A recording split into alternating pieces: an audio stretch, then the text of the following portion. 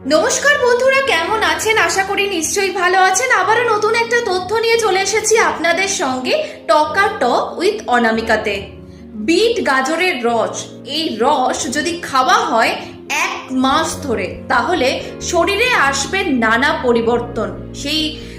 সেই রকমই জানাচ্ছে বিশেষজ্ঞরা। গবেষণা থেকেও সেই তথ্যই পাওয়া যাচ্ছে।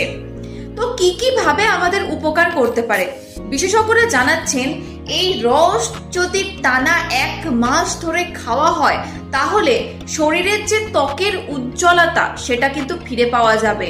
শরীরের যে বর্জ্য পদার্থ, সেই টক্সিন, সেটা দূর হয়ে যাবে।